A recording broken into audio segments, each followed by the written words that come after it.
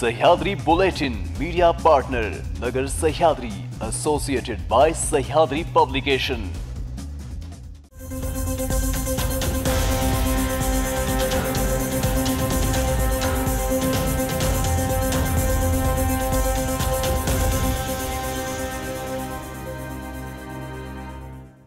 प्रेक्षको नमस्कार, मी दिशा। न्यूज 24 सह्याद्री मध्ये तुमचं स्वागत। पाहूया देश विदेशासह राज्यातील महत्त्वपूर्ण बातम्यांचा आढावा सह्याद्री बुलेटिन मध्ये।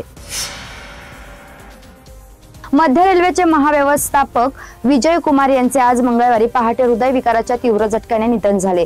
ते 56 वर्षाचे होते। विजय कुमार हे सकाळी झोपेतून उठण्याच्या तयारीत असतानाच त्यांना हृदयविकाराचा तीव्र झटका आला।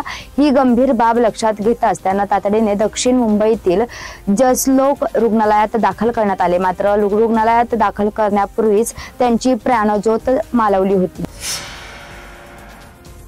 राजधानी दिल्लीत काल संध्याकाळी लाल किल्ल्याजवळ झालेल्या भीषण स्फोटाने अख्खा देश हादरला।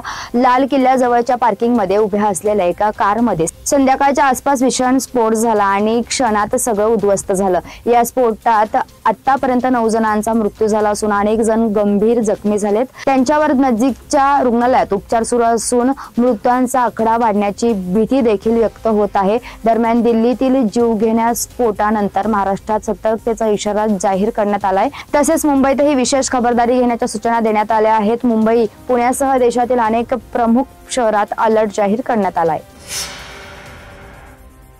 उपमुख्यमंत्री अजित पवार यांचे सुपुत्र पार्थ पवार यांच्या पुण्यातील जमीन खरेदी प्रकरणाने महाराष्ट्रात खळबळ उडाली। त्यांच्या कंपनीकडून वतीने जमीन खरेदी करण्याचा प्रयत्न केला जात होता, मात्र हे कथित प्रकरण समोर आल्यानंतर हा करार रद्द करण्यात आला। आता या प्रकरणी चौकशी चालू आहे। दरम्यान पवार कुटुंबातील हे जमीन खरेदी प्रकरण ताजे असतानाच आता ओबीसी नेते लक्ष्मण हाके यांनी समोर येत गंभीर आणि खळबळजनक आरोप केला आहे। पवार कुटुंबातील खासदार सुप्रिया सुळे यांच्याकडून बारामती तालुक्यातील 100 एकर जमीन लाटण्याचा प्रयत्न केला जातोय, असा मोठा दावा हाके यांनी केला आहे। विशेष म्हणजे आगामी काळात बारामती तालुक्यात जाऊन मी आंदोलन करणार असल्याचंही त्यांनी सांगितलं आहे।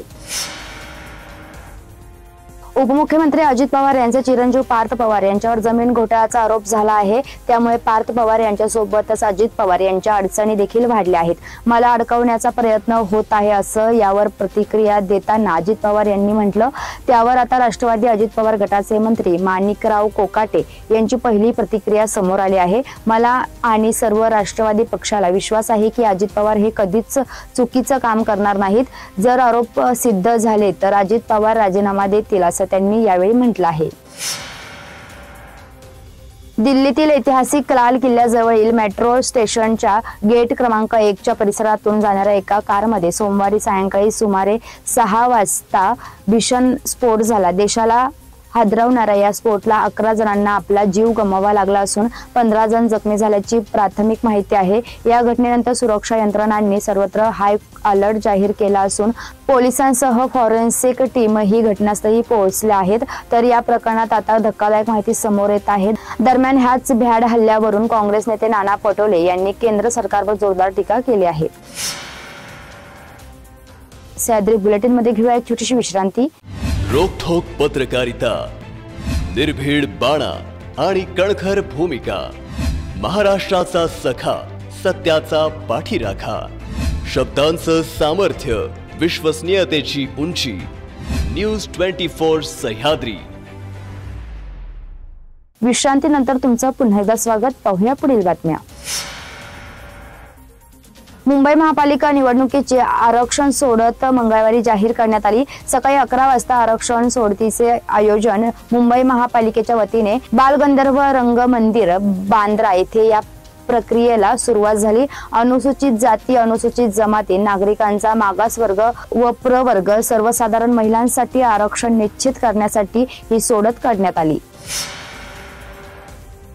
छत्रपती संभाजीनगर येथील देवगिरी नागरी सहकारी बँक लिमिटेडच्या 40गाव शाखेची तब्बल 5,85,356 रुपयांची फसवणूक झाल्याचा आरोप समोर आला आहे।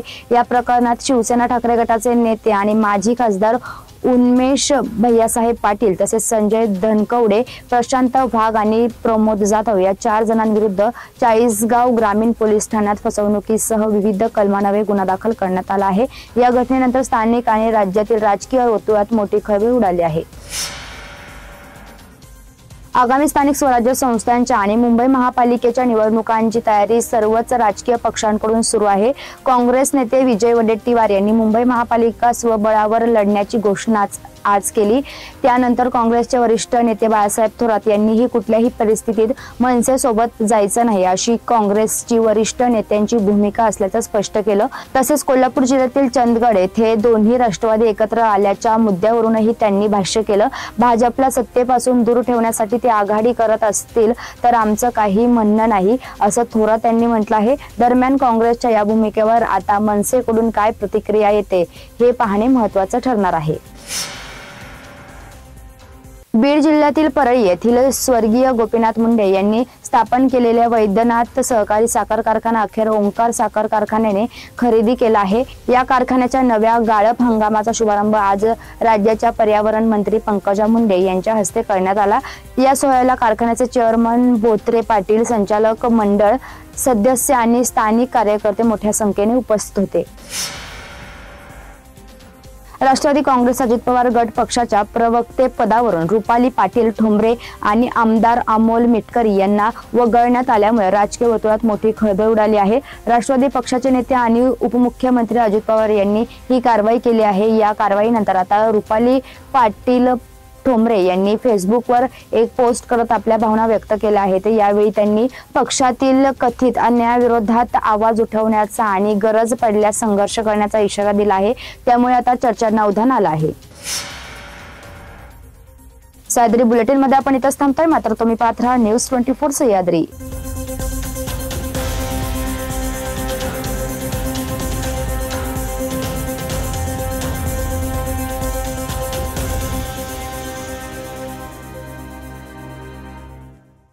शब्दांचं सामर्थ्य, विश्वसनीयतेची उंची, न्यूज 24 सह्याद्री।